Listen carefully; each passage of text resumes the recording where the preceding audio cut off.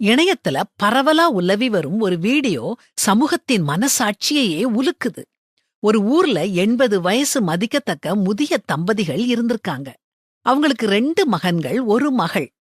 பிள்ளைங்க ஆதரவு இல்லாம பெரியவங்க 2 பேரும் தனியா வாழ்ந்து வந்தாங்க.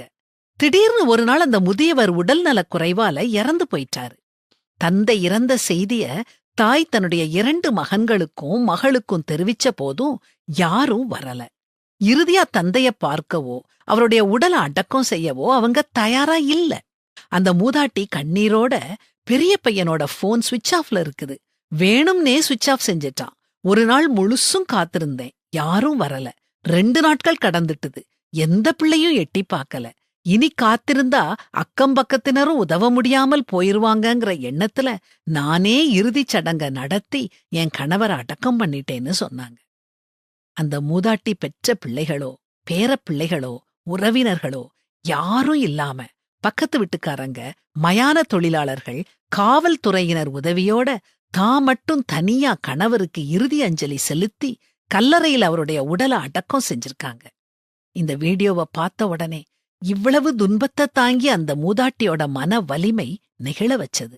ஆனா அதே சமயம் இவ்வளவு கல் நஞ்சம் படைச்ச பிள்ளைங்க கூட இருக்காங்களா அப்படிங்கிற கேள்வியும் மனசுக்குள்ள எழுந்தது. மனிதாபிமானம் மட்டும் இல்ல, மனசாட்சியும் மறத்து விட்டதைத்தான் இந்த நிகழ்வு காட்டுது.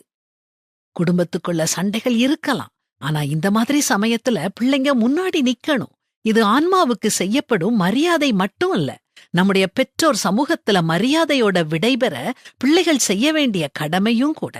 பெற்றோர்கள் செய்த தியாகங்களுக்கு ஈடாக நாம எதையும் செய்ய முடியாது.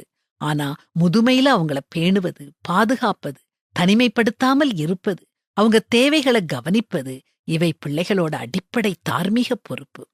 உன் தேவனாகிய கர்த்தர் உனக்கு கொடுக்கிற தேசத்திலே உன் நாட்கள் நீடித்திருப்பதற்கு உன் தகப்பனையும் உன் தாயையும் கனம் பண்ணுவாயாக அப்படின்னு வேதாகமமும் நமக்கு அறிவுரை சொல்லுது.